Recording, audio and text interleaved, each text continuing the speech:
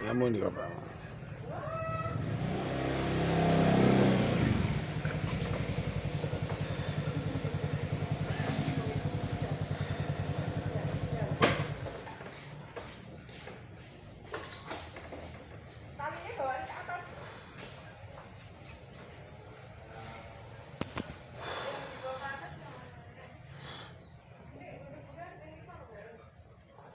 Apa Gung?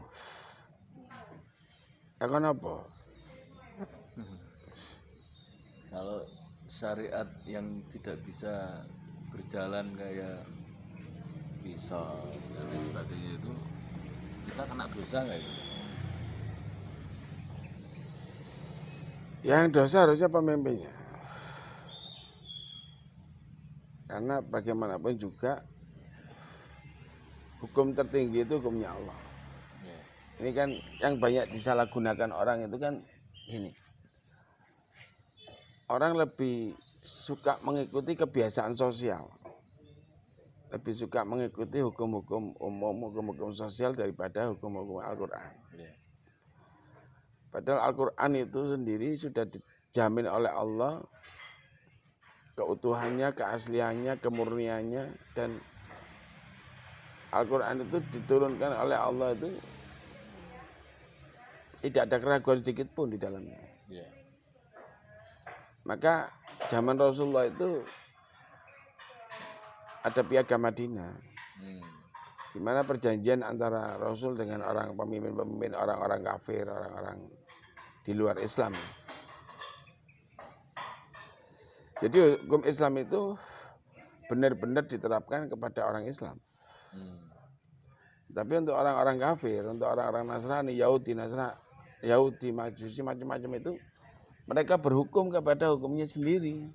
Mereka pemimpin-pemimpin agamanya diharuskan untuk memberi hukuman sesuai dengan apa yang ada di dalam agamanya. Nah, makanya dulu Majelis Mujahidin itu kan misi utamanya, tujuan utamanya itu tatbiqus syariah, penegakan syariat.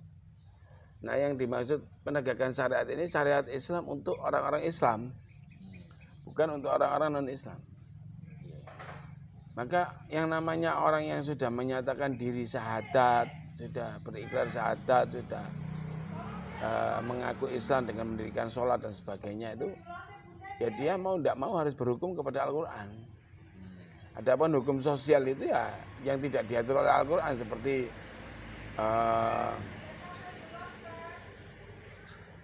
undang-undang lalu lintas, seperti peraturan di masa pandemi ini, itu boleh. Perdata. Ya, perdata, hukum-hukum perdata. Perdata dalam Islam pun ada gitu. Makanya kan ada kompilasi hukum Islam itu kan ada juga. Ya, kesalahan fatalnya itu contoh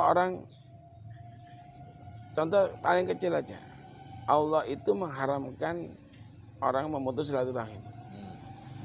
Bahkan Allah dengan tegas, Rasulullah dengan tegas, sambunglah sesuatu yang terputus. Jadi orang-orang yang menyambung sesuatu yang diperintahkan untuk diputus oleh Allah, yaitu diantara lain silaturahim. Tetapi orang-orang Islam lebih mengikuti keadaan sosial, hukum sosial. Wah, wong ngono iku wis gak iso. Gak iso, percuma. Dikono-kono ya pancet ae, enggak boleh seperti itu. Iya, kecuali kalau orang itu sudah disambung sekian kali, kita sudah diputus ya. Dia memutus kita, silaturahim dengan kita. Kita mencoba menyambung lagi. Sudah tersambung, diputus lagi. Kita coba lagi menyambung lagi, diputus lagi. Ya sudah, yang ketiga itu kan gitu. Summa kafaru, summa amanu, summa kafaru, summa dadul kufran. Jadi orang-orang yang beriman kemudian dia kafir, beriman lagi, kafir lagi, maka dia menjadi kafir yang sebenar-benarnya. Jadi kalau ukuran 3 kali itu sudah beda. Kalau kita sebagai orang taat kepada Allah, taat kepada Rasul, kita mengikuti hukumnya Allah, kita coba menyambung kembali, diputus lagi, menyambung lagi, diputus lagi, sudah fasik ya. Ya biarin, itu termasuk yang dikatakan di dalam surat Al-A'raf itu wa akhir anil jahilin. Tetapi kalau adanya pelanggaran-pelanggaran seperti orang membunuh orang harus dibunuh, orang berzina harus dirajam dan sebagainya, itu mutlak harus dilaksanakan. Karena bagaimanapun juga itulah yang menjadi kafarat. Jadi orang mencuri dipotong itu sudah dosa mencurinya terhapus, hilang. Orang membunuh dibunuh selesai, terampuni. Dengan dibunuhnya itu selesai sudah dia, sudah nggak ada dosa bagi dia. Orang berzina dirajam selesai. Tetapi kalau orang berzina kemudian dia tidak diterapkan hukum zina, ya ini kembalinya kepada Allah dan kepada orang-orang yang memegang kekuasaan agama di antara kita. Mereka ulama-ulama yang paham betul itu, kenapa tidak berani bersuara, tidak berani menyatakan hukum Islam itu ditegakkan, khususnya kepada pemeluk agama Islam gitu. Jadi salah kaprah kalau ada orang di luar Islam kok ketakutan dengan syariat Islam, itu nggak ada hubungannya sama sekali. Hukum Islam itu hanya diterapkan untuk orang Islam, tidak akan hukum Islam diterapkan untuk orang selain Islam gitu loh. Makanya ada yang menentang itu karena ketakutan sendiri. Sebetulnya tidak perlu takut. Justru yang takut itu sebenarnya orang-orang Islam yang masih tidak bisa baik, orang-orang Islam yang masih banyak menyalahgunakan kewenangan dan jabatan dan sebagainya di dalam pemerintahan dan sebagainya. Maka mereka takut dengan hukum itu, menolak dengan berbagai alasan. Indonesia itu bukan negara Islam, tidak bisa diterapkan hukum Islam. Tidak ada pernah terjadi negara Islam di dunia ini, belum pernah terjadi. Kecuali di Libya itu, waktu Gaddafi berkuasa itu kan. Di zaman Rasulullah nggak ada negara Islam, belum ada. Madinah itu bukan negara Islam. Makanya ada apa namanya piagam Madinah. Nah, adapun 2 kota suci itu memang tidak boleh, aturannya tidak boleh dimasuki oleh orang Kristen, orang Yahudi, orang Nasrani. Ada batasan wilayah. Jadi kayak di Mekah orang non Muslim tidak boleh masuk Mekah, tapi di Jeddah boleh, di Riyadh boleh, banyak di Riyadh, di Jeddah orang-orang yang non Muslim hidup di sana boleh, bekerja boleh, muamalah dalam hal apapun boleh. Mereka tetap berhubungan baik dengan orang-orang Muslim dalam hal perdagangan, dalam hubungan sosial dan sebagainya. Tapi kalau mereka masuk ke Masjidil Haram, masuk ke 2 tanah suci dilarang. Itu mutlak kan? Itu mutlak. Jadi memang tanah suci itu hanya untuk orang-orang Muslim, tidak boleh dimasuki oleh orang non Muslim. Jadi ukuran cinta itu yang kadang-kadang jadi blawur itu ukuran cinta. Jadi kul in kuntum tu'minuna billah. Katakan Muhammad, bila kalian itu benar-benar mencintai Allah, fatabi'uni. Mencintai Allah itu disuruh mengikuti Rasul. Fatabi'uni, ikuti aku. Mengikuti Muhammad, mengikuti Rasulullah SAW itu berarti dia harus mengikuti apa-apa yang dibawa oleh Rasulullah SAW. Khususnya Quran. Tidak main-main, Quran ini diturunkan secara bertahap kepada Rasulullah. Nggak langsung gredek 30 juz. 22 tahun sekian bulan. Ada yang mengatakan 23 tahun itu bertahap. Kenapa? Untuk benar-benar dipahami, untuk benar-benar dimengerti, untuk benar-benar dihafal, untuk benar-benar bisa diterapkan. Step by step Quran itu. Nah, cinta paling utama itu kecintaan kepada Allah. Saat ini itu banyak orang yang kehilangan rasa cinta kepada Allah. Gitu. Jadi kalau orang itu benar-benar cinta kepada Allah dengan kesadaran bahwa yang menciptakan dirinya itu Allah, yang menjamin hidupnya Allah, yang bisa apapun terhadap dirinya itu Allah, yang bisa mematikan dirinya Allah, yang bisa mencelakakan dirinya Allah, yang bisa menyelamatkan dirinya Allah. Kalau dia sadar itu, maka kecintaan itu muncul. Saat ini banyak orang-orang sholat itu tidak dengan rasa cinta. Dia sholat, rukuk, sujud, menyembah, tapi rasa cintanya nggak ada.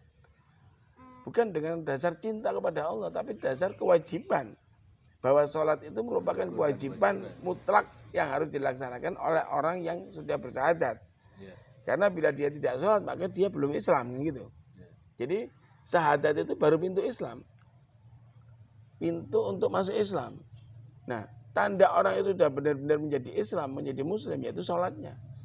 Tetapi kalau orang yang benar-benar sudah cinta kepada Allah, maka sholatnya, puasanya, segala amal ibadahnya itu didasarkan karena cinta kepada Allah. Karena yakin yang bisa menolong dia Allah, yang bisa membahagiakan dia Allah, yang bisa menjamin hidupnya Allah, yang bisa menjamin pekerjaannya Allah, yang bisa apapun Allah.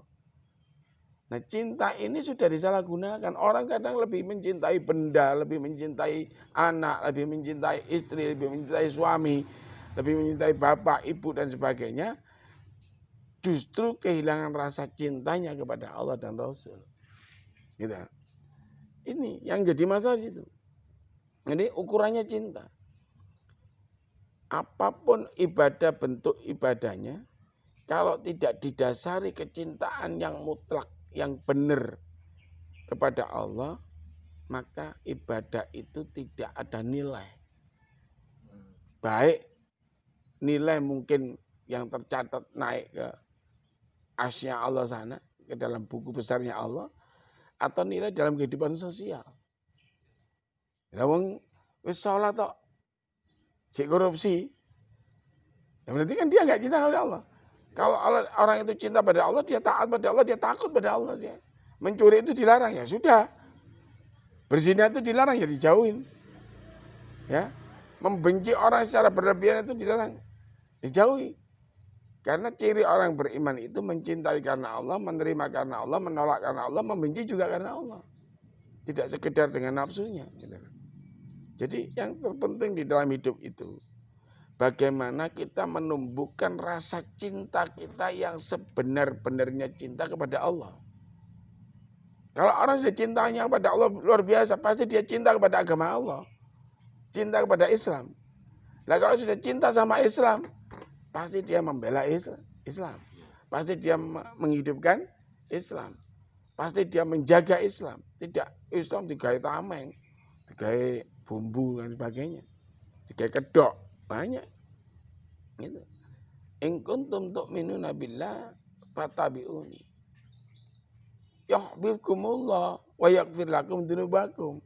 Jadi siapapun yang benar-benar cinta pada Allah, benar cintanya pada Allah, benar cinta itu berarti orang itu di dalam hidupnya itu hidup di dalam aturan Allah. Hidup dengan menjalankan segala aturan Allah, aturan Rasul. Itu orang yang benar-benar cinta kepada Allah. Maka kalau orang itu benar-benar cinta kepada Allah, karena dia cinta, dia menjalankan agama dengan benar, dia sholat dengan baik dan benar, dia melaksanakan ibadah-ibadah yang lain pun karena Allah semuanya, sandarannya Allah, hanya mengharapkan ridho dan karunia Allah, maka Allah janjikan, wa yaghfir lakum dzunubakum. Akan dihapus. Segala dosa dan kesalahan kita dihapus oleh Allah. Nah, oleh karena dihapus dosa, dihapus kesalahannya, maka yang ada itu selalu tertuju kepada Allah. Tidak akan pernah dia mencintai selain Allah secara berlebihan. Gitu. Ya. Jadi rumah tangga pun, dalam kehidupan kecil rumah tangga, kalau orang itu benar-benar cinta kepada Allah, benar-benar tunduk patuh pada Allah, maka rumah tangga itu menjadi rumah tangga yang Islami. Rumah tangga yang Islami itu adalah rumah tangga yang dibangun dengan dasar syariat Allah, dengan tuntunan Rasulullah Muhammad SAW, dan sandaran seluruh anggota keluarga itu kepada Allah. Jadi semuanya diajak tunduk patuh pada Allah, menyintai Allah. Kamu harus sayang sama bapakmu, kamu harus sayang sama ibumu, harus cinta sama bapak ibumu, harus cinta sama anakmu. Tapi jangan sampai kecintaanmu kepada bapakmu, kepada ibumu, kepada anak-anakmu, kepada rumahmu itu mengalahkan cintamu kepada Allah. Gitu loh. Ya karena korelasi cinta yang salah inilah yang akhirnya menjadikan orang kadang-kadang mengabaikan aturan Allah, akhirnya menabrak syariatnya Allah, menerjang syariatnya Allah, melanggar syariatnya Allah demi cintanya kepada makhluk tadi. Makanya kan di dalam surat Al-Kahfi kemarin yang kita sampaikan itu, bahwa barang siapa yang mengharapkan perjumpaan dengan Tuhannya, ya. Jadi kita ini semua akan berjumpa dengan Allah. Semua. Kecuali orang-orang yang mensekutukan Allah. Allah nggak berkenan. Jadi barang siapa yang menginginkan perjumpaan dengan Allah, dengan Tuhannya, maka dia dengan disyaratkan yang pertama itu apa? Amalus sholih. Hendaknya dia hidup dengan penuh kebaikan. Segala amal hidupnya itu amal-amal yang baik. Selalu berbuat baik kepada siapapun, tidak pilih, tidak pilah. Makanya kan keadilan itu sampai-sampai ditegaskan oleh Allah. Janganlah kebencianmu kepada satu kaum, ya, menyebabkan kamu berlaku tidak adil. Tidak boleh. Berlaku adillah kamu. Karena sesungguhnya keadilan itu mendekatkan kepada ketakwaan. Gitu. Jadi korelasi antara cinta dengan keadilan sangat jelas. Orang yang benar-benar mencintai Allah, dia akan adil. Pada siapapun. Berbuat baik pada siapapun. Sekalipun pada musuh. Pada orang yang jelas-jelas nggak benar. Kalau dia pas lagi benar, lagi baik, ya harus berani kita katakan baik, kita katakan benar. Jangan sampai karena kita cinta sama aku, kita sayang sama aku ini salah, nggak benar, perbuatannya melanggar syariat, malah dibolo, malah diikutin, dibelani. Itu banyak terjadi di kalangan masyarakat kita. Gitu lah. Hanya karena kedekatan sosial. Bukan karena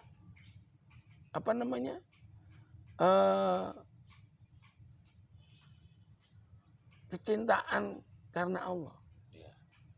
Tapi karena kedekatan sosial. Tapi karena kalau dia benar-benar orang yang mencintai Allah, maka dia akan takut pada Allah, dia tunduk patuh pada Allah. Sekalipun ini secara sosial dekat dengan kita, dia kawan dekat kita, dia saudara dekat kita, dia anak kita, salah ya kita salahkan. Keliru ya nggak diikutin. Sekalipun bapak kita. Ini yang sekarang salah kaprah di kehidupan kita ini. Rancu, kacau. Karena apa? Banyak orang Islam tidak mau belajar Islam secara utuh. Ya Pak, kita lihat ini. Banyaknya kelompok-kelompok Islam di Indonesia ini. Ada MTA, ada Salafi, ada macam-macam itu. Ini kebanyakan jamaahnya orang-orang yang tidak punya dasar Islam. Bahkan orang tuanya nggak pernah bisa ngaji. Ya, anak-anaknya nggak pernah sekolah madrasah, anak-anaknya nggak pernah sekolahkan di pondok pesantren. Tahu-tahu ikut MTA, tahu-tahu ikut Salafi, tahu-tahu ikut kelompok-kelompok tertentu. Yang dulunya mau tahlil sekarang mengharamkan tahlil, membid'ahkan tahlil, membid'ahkan istighosah, membid'ahkan zikir jamaah, macam-macam. Karena dia nggak mempelajari Islam secara utuh. Sehingga hal-hal yang lebih penting, hal-hal yang lebih bisa membawa dia kepada surganya Allah, hal-hal yang bisa membawa kepada kebaikan-kebaikan hidup di dunia sampai akhirat ini justru ditinggalkan. Gitu loh. Pelajarannya mau ngono-ngono, oleh gak oleh, no contohnya gak no contohnya, sirik, suruk dan sebagainya, itu aja.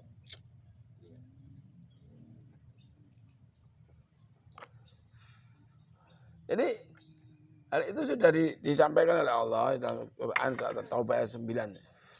Surat At-Taubah ayat 24. Itu jelas Allah mengingatkan betul. Qul in kana aba'ukum wa abna'ukum wa ikhwanukum wa azwajukum wa asiratukum wa amwalu taraftumuha wa tijaratun ta'sawna kasadaha, ya, wa masakinu tardaunaha ahabba ilaikum minallahi wa rasulih. Katakanlah jika bapak-bapakmu, ya, wa ikwanukum saudara-saudaramu, wa azwajukum istri-istrimu, dan segala kaum kerabatmu, konco-koncomu, dulur-dulurmu sing dulur-dulur cilik apa dulur ado dan sebagainya. harta-harta yang kamu miliki, perdagangan yang kamu sukai, rumah-rumah mewah yang kamu miliki, ya, yang kamu khawatirkan semuanya, sampai mengalahkan kecintaanmu kepada Allah. Enggak boleh. Jangan sampai. Allah ini sudah memberi portal.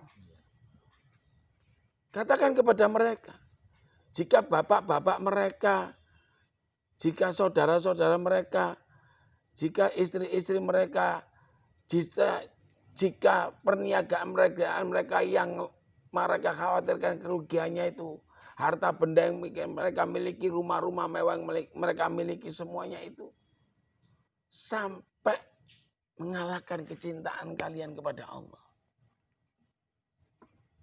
Maka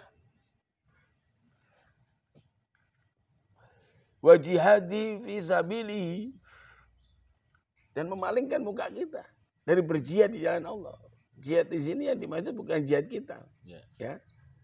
Bersungguh-sungguh di jalan Allah di dalam menegakkan Islam, mendakwakan Islam, mengajak orang untuk berislam yang sebenar-benarnya Islam. Kafah itu utuh, totalitas, orang dipilih-pilih. Maka kalau itu yang terjadi, tinggal tunggu kita. Wa tarabbasu hatta ya'tiyallahu bi amri. Wallahu la ya'til qaumal fasyikin. Jadi tunggu nanti saatnya Allah mendatangkan itu azabnya, mendatangkan hukuman. Dan Allah tuh paling gak suka kepada orang-orang yang berbuat kefasikan. Orang fasik itu orang yang ngaku Islam, sudah sholat tapi dia jauh hidupnya dari Islam. Orang fasik itu orang yang dia bersyahadat, dia sholat, dia ngaku Islam, bahkan mungkin sudah haji, tapi dia jauh dari Islam itu, jauh dari ajaran Islam. Cara dia berniaga jauh dari ajaran Islam, cara dia berbuat tangga jauh dari aturan Islam, cara dia berkawan jauh dari Islam, cara apapun. Kan man kana yu'minuna billahi wal yaumil akhir falyukrim jaro. Ya. Barang siapa yang benar-benar beriman kepada Allah dan hari akhir, hendaklah ia selalu berbuat baik kepada para tetangganya. Kita lihat kehidupan sekarang ini. Cuek. Lulu gue. Cak ngarepe dhewe. Ndak mau peduli dengan keadaan tetangga. Kadang-kadang dihapiki sing wong sugih. Sing wong ini sing iso di pas butuh. Orang yang enggak mampu, yang enggak punya, yang kesulitan malah dijauhin. Nah, orang bersalah bukannya dibenerin, bukan diingatkan untuk menjadi baik, tapi malah dimusuh, malah dijauhin. Kadang orang tua enggak adil pada anak-anaknya. Ya, cenderung nggak punya kecenderungan dan sebagainya, banyak. Jadi orang itu sudah dikasih rambu oleh Allah. Kalau kamu benar-benar beriman kepada Allah dan hari akhir, makna dari kata beriman, benar-benar beriman kepada Allah dan hari akhir itu, dia benar-benar orang yang mencintai Allah, tunduk patuh pada Allah, dan dia benar-benar berpikir tentang hari kembalinya, yaitu hari akhir nanti, hari akhirat. Maka dia pasti berbuat baik kepada sesama tetangga. Tidak akan dia melakukan hal buruk kepada tetangganya. Kenapa? Coba. Kalau ada kebakaran rumah siapa? Masa dulu yang atur teko. Yang ribut tetangganya dulu. Dia mati. Yang ribut tetangganya. Bukan orang jauh, bukan saudaranya yang di Malang, di Surabaya, yang di Semarang sana. Saudara yang di Klaten aja nggak mungkin nututi ke sini, ngurusi dia. Kecelakaan, pasti tetangganya, ada apapun tetangga. Maka tetangga itu harus kita baik. Siapapun tetangga kita, baik dia Muslim, baik dia Nasrani, dia Yahudi. Selama mereka mau baik sama kita, kita baikin aja. Gitu lah.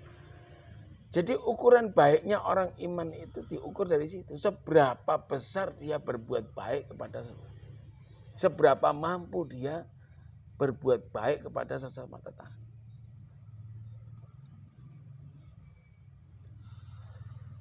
Kemudian yang kedua ukurannya apa? Barang siapa yang benar-benar beriman kepada Allah dan hari akhir, hendaklah ia selalu memuliakan tamu-tamunya. Ini juga sudah hilang. Kalau dulu orang Muslim itu gak peduli tamunya pejabat tinggi, tamunya konglomerat, tamunya kiai, tamunya siapa ya. Suguhannya podo mbek tamunya orang biasa. Sekarang banyak dibeda-bedakan, tempat terima tamu aja beda. Ya. Kalau orang-orang penting ada tempatnya sendiri. Khusus. Suguhannya khusus. Kopinya khusus. Ya, teh khusus, sembarangnya khusus. Itu wari-tari. Ya. Tapi kalau yang datang orang-orang biasa-biasa, diterima di tempat yang biasa, suguhannya biasa-biasa, nyambutnya ya biasa-biasa. Itu ada banyak sekarang itu terjadi. Kemuliaan itu bukan karena nilai harta yang dimiliki. Kemuliaan itu bukan karena kedudukannya yang tinggi di dalam jabatan ataupun struktur di pemerintahan dan sebagainya. Tapi kemuliaan manusia itu justru diukur dari nilai ketakwaannya kepada Allah. Kalau orang itu benar-benar bertakwa kepada Allah, maka dia mulia gitu. Saya sering katakan, jenderal bintang 9 sekalipun. Kalau dia tidak bertakwa pada Allah, lebih mulia tukang becak yang bertakwa kepada Allah dengan benar bertakwa pada Allah daripada jenderal bintang 9 yang tidak bertakwa kepada Allah. Tukang sapu yang benar-benar tunduk patuh pada Allah, benar-benar bertakwa kepada Allah, lebih mulia di sisi Allah dibandingkan raja yang tidak bertakwa.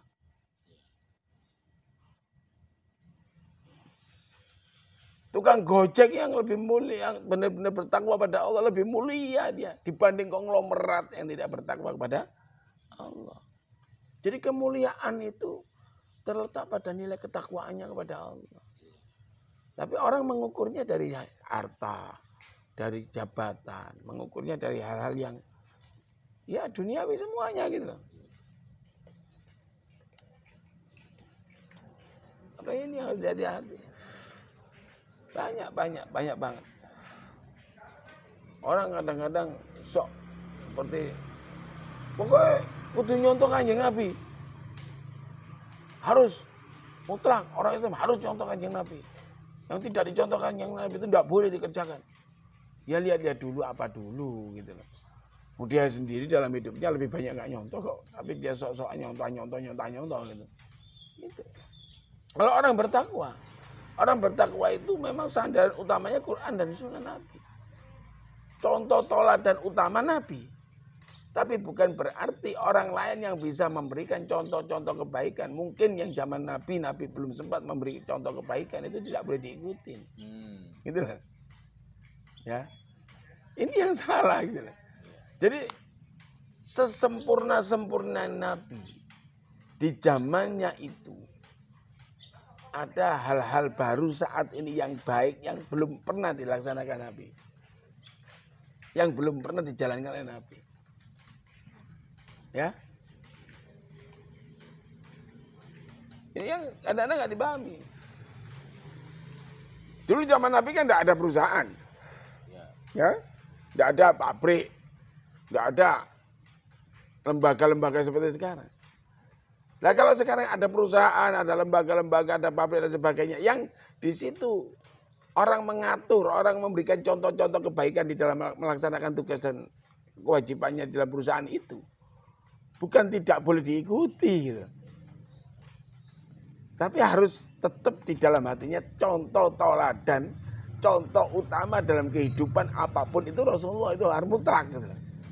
Tapi ojo setengah-setengah. Ojo mau sunah Nabi, sunah Rasul mau Nabi mana.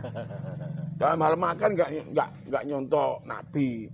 Enggak mengikuti sunah Rasul. Dalam bekerja jauh dari apa yang dicontohkan Nabi. Banyak sekarang orang-orang yang sosokan gitu tapi bertijarah, berdagang dan sebagainya, berniaga tidak sesuai dengan apa yang dituntunkan, dicontohkan oleh baginda Rasulullah SAW. Banyak banget. Banyak. Seperti online itu. Orang Islam kalau mengikuti saya bilang kamu dosa loh. Kalau sampai kamu dikirimi uang, barang baru kamu kirim ternyata sampai sana barangnya tidak sesuai dengan apa yang diinginkan orangnya, tidak seperti yang dia bayangkan seperti contoh itu. Ketidakpuasan itu jadi haram. Makanya saya kalau jualan madu, jualan apa itu, orangnya minta, saya ngirim dulu, nggak ada uang dulu. Baru barangnya sampai, dia transfer ke saya. Kalau mau transfer dulu nggak saya boleh, kecuali orang-orang yang sudah berlangganan tetap dengan madu saya. Tahu-tahu ngirim uang, Pak kemarin saya ngirim uang 1 juta, tolong dicek. Saya minta madu ini, mau dikirim, nggak masalah. Tapi kalau orang yang nggak pernah beli barang kita, jangan sampai kita menyuruh dia ngirim uang dulu baru kita kirim duit. Dengan alasan takut, iya lek wong bayar. Kalau dikirim, barangnya teko wong nggak bayar, ya itu berarti dia sudah mengesampingkan Allah gitu loh. Jaminannya itu Allah, bayar nggak bayar itu gitu loh.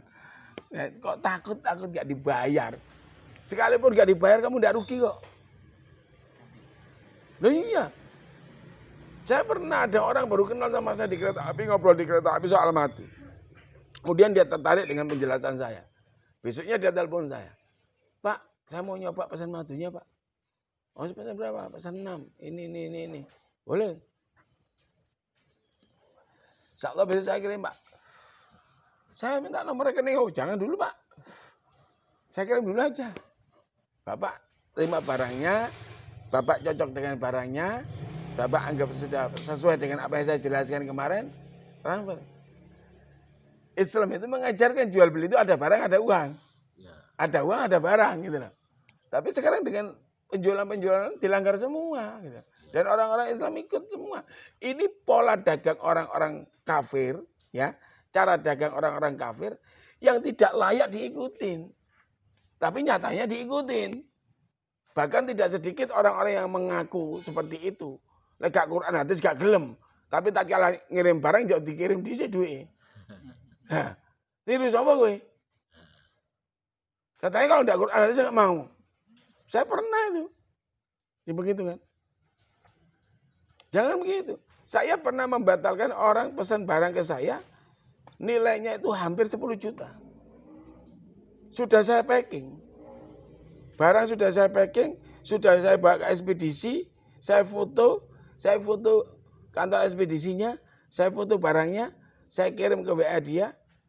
Kemudian dia bilang, Pak, minta nomor rekening. Saya kasih BCA. Gak ada yang lain, saya kasih Mandiri. Gak ada yang lain, Pak. Saya kasih BRI.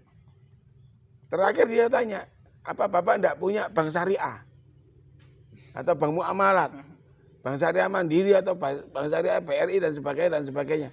Saya bilang, Mas, batal aja ya. Batal. Saya batalin. Ini sok Islam ini. Sok-sokan.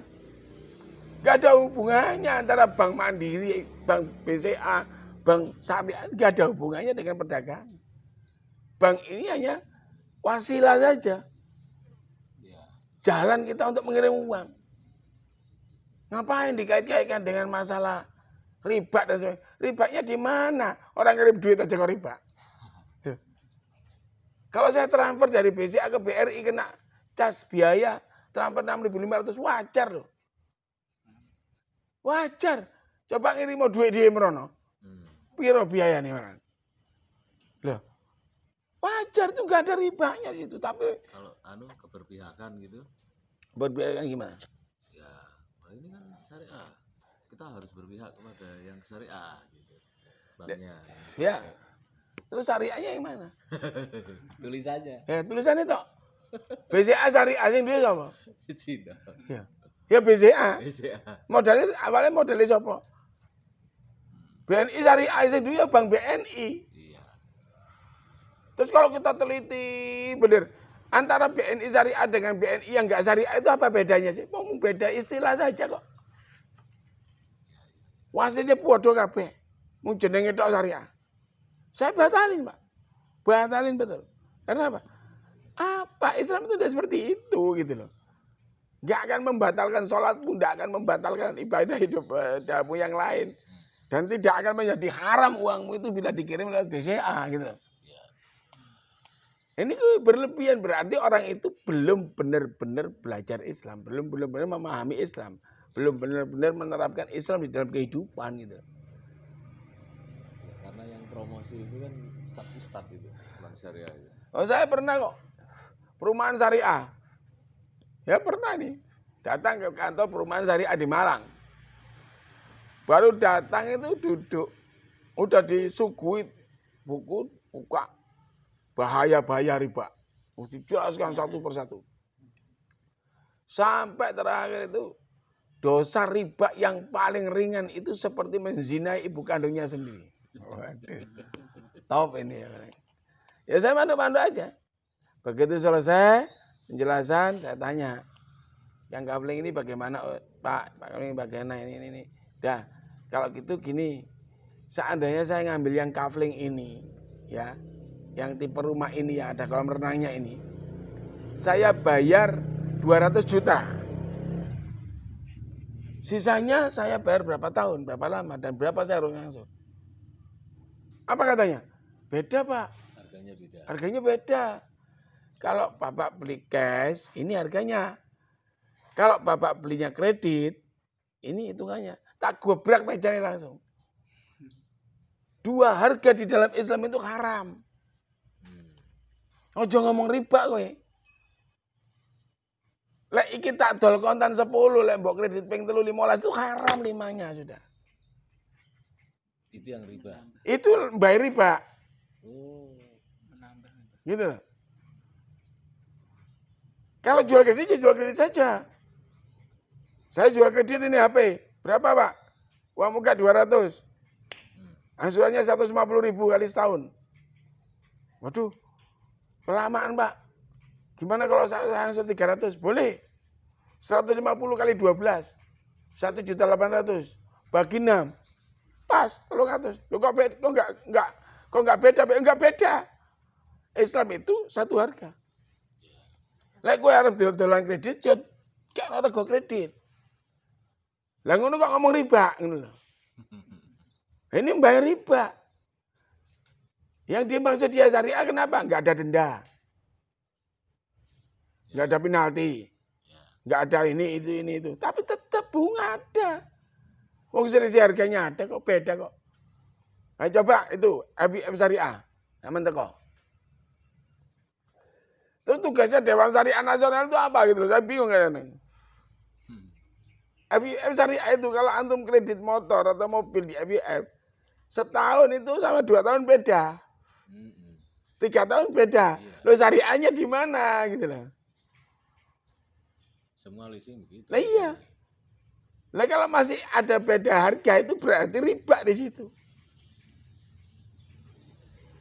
Terus ngomongnya syariah.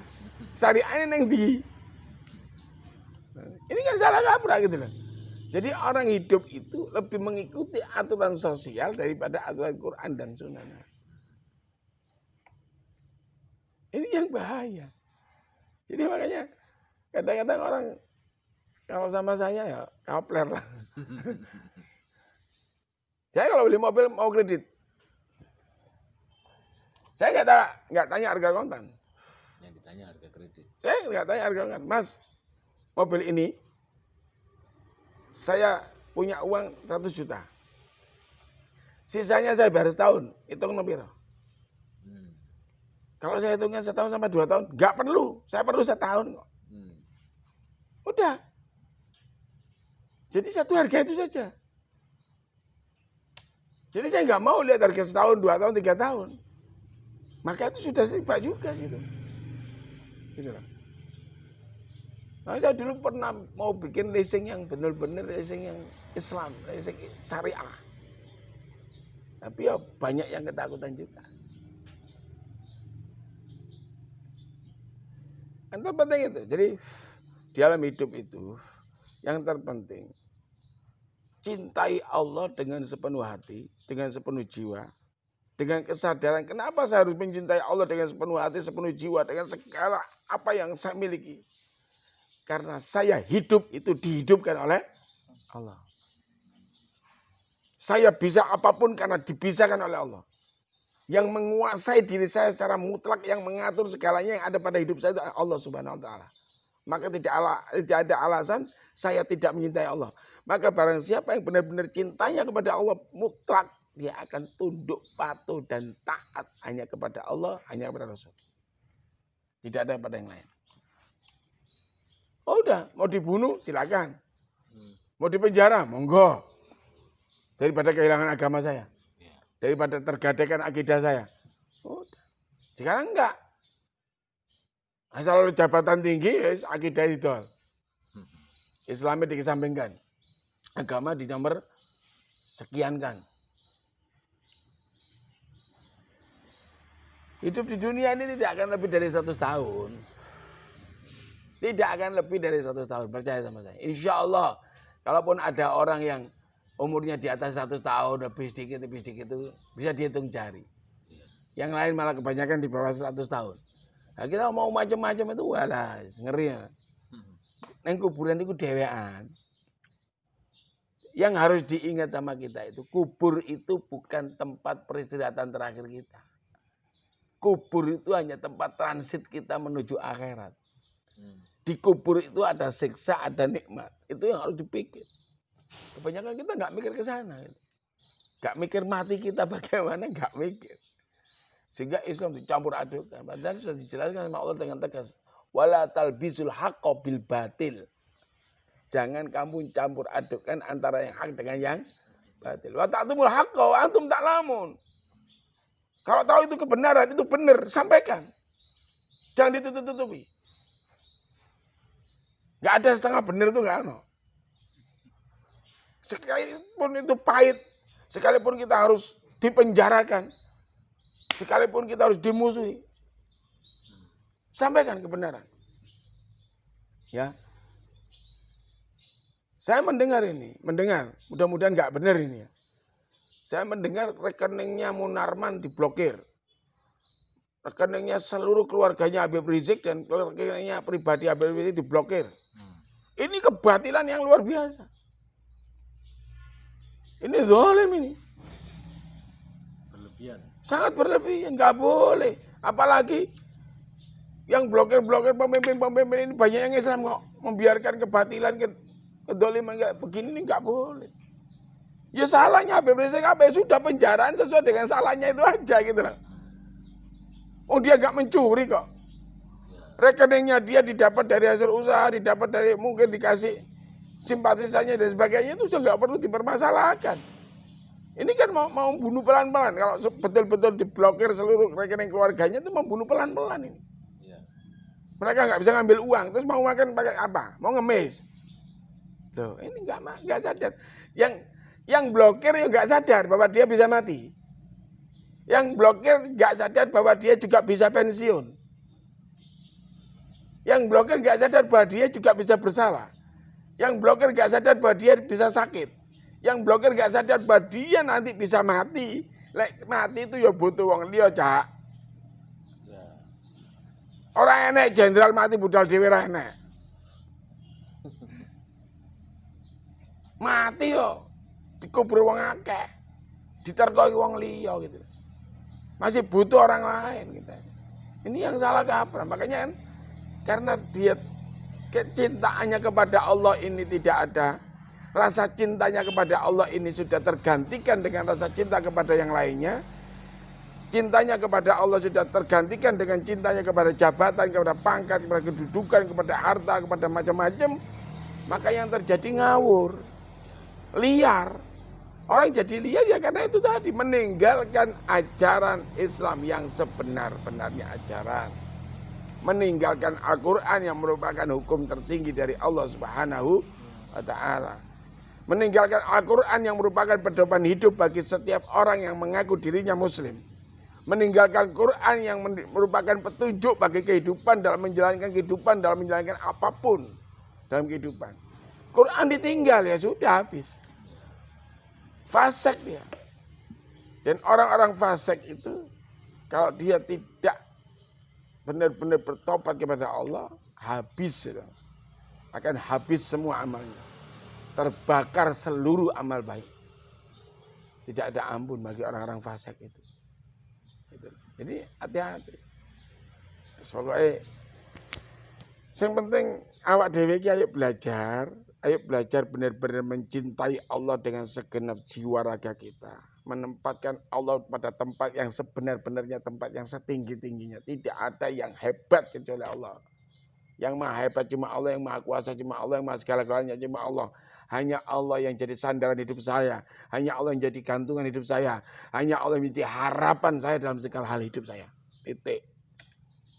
Wis aman. Harap dikepung sak dunia nggawa tank silakan. Harap ditangkap pun apa-apa. Siap. Karena saya bersandar pada Allah gitu loh. Jangan ganggu saya.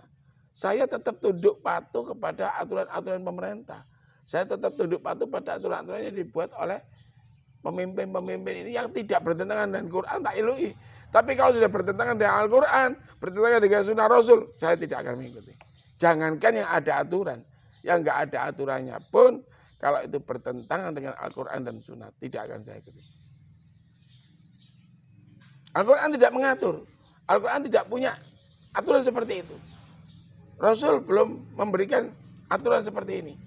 Tapi ini sangat bertentangan dengan Quran dan Sunnah. Tidak saya ikuti. Gitu. Kan ada ukurannya kan. Mudah sekali mengukur. Ini bertentangan apa tidak? Gampang. Jadi yang penting itu. Jadi sholatlah karena cinta kita pada Allah. Beribadahlah karena cinta kepada Allah. Kita cinta pada Allah, kita cinta kepada orang-orang miskin. Kita bagi nasi kepada orang miskin. Karena kita cinta pada Allah.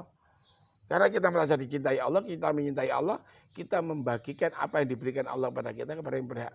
Sehingga apapun yang kita kerjakan, apapun yang kita lakukan, itu benar-benar karena Allah.